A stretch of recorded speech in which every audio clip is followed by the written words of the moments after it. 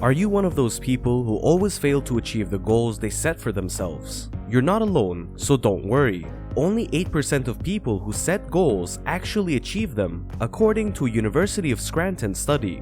Then, how can you join that 8%? Set SMART goals. You can concentrate on what you genuinely want and consistently reach your goals by setting SMART goals. A study from Michigan State University found that only 43% of people with unwritten goals successfully completed them, compared to 76% of those who wrote down their goals and their plan of action. So, in this video, I'm going to tell you the steps of setting a SMART goal. Before that, please hit the subscribe button below and turn on the notification bell for other interesting videos from our channel. First, let us know what a SMART goal is before moving on to how to set it. SMART goals motivate you to transform your aspirations into more realistic objectives so you can easily track their progress. If you want to be sure you can accomplish a goal, consider whether it is specific, measurable, attainable, relevant, and time-bound. The SMART method adds structure while eliminating the hazy elements of conventional goal setting.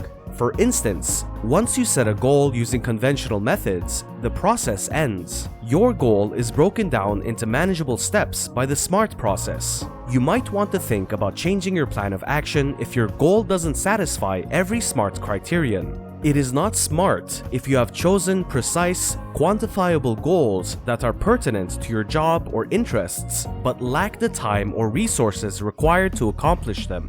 As you now know what a SMART goal really is, let's head on to the next steps for setting a SMART goal. Number 1. A clear vision of the future. Finding your end goal is a crucial step that needs to be taken first, even though it is not a part of the actual goal setting process. When it comes to goal setting, creating a future vision is frequently overlooked, but it will be essential when it comes to creating your goals. Your goals will serve as a barometer to determine whether or not you are making progress towards your vision. All should be able to see this vision of the future. The vision should serve as a daily reminder of where you're trying to go, whether you're at home or at work.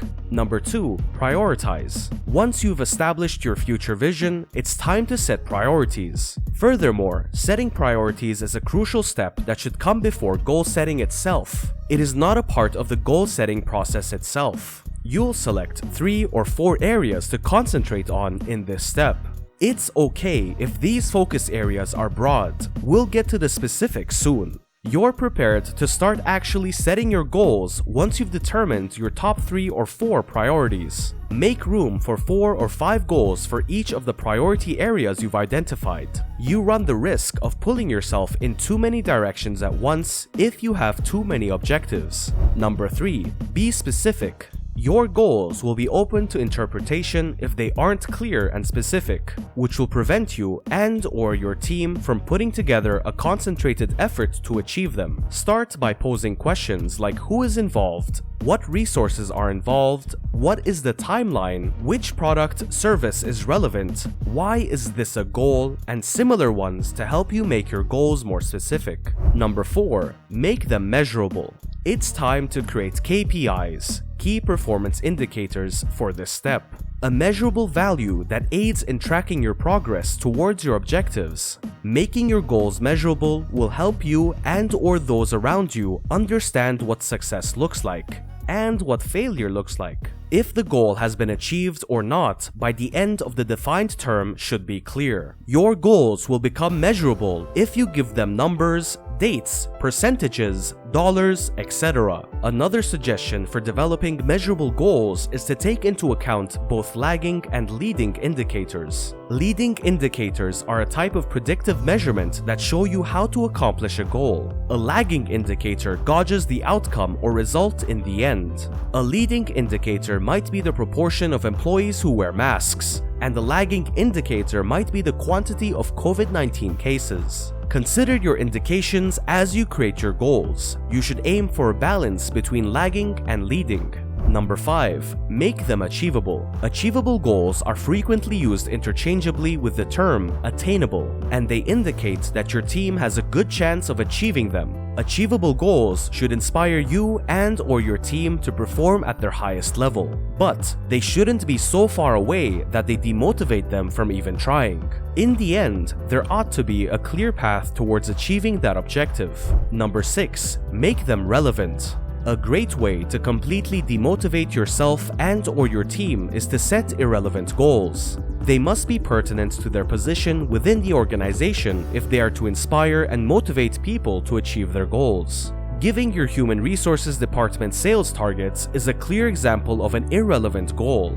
Include your team in the goal-setting process as a way to ensure that your objectives are meaningful to them. They will be much more committed to achieving their goals if they can have a say in what they are in this way. Number 7, make them time-bound. You will need a deadline for your goals. Setting a deadline may be uncomfortable, but it tells you and/or the people around you when the goal will be completed or not. The end date will help determine whether you were successful or not.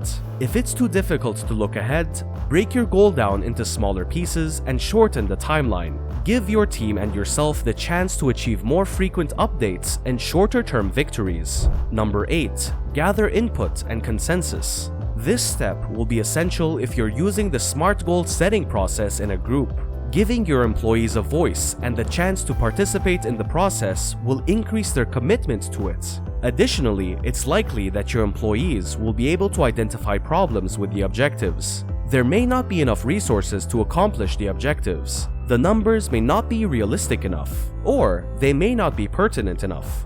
Before making a decision, get the opinions of as many stakeholders as you can. Number 9, find an owner. And lastly, give each goal an owner if possible. The owner is in charge of advancing that objective. They shouldn't have to carry the entire burden, but they should make an effort to do so, either on their own or with assistance from others. Each goal should have an owner who is given responsibility or even consequences. They will be more motivated to see that the objective is achieved in this way. Setting goals is crucial, whether your approach is from a business or personal perspective.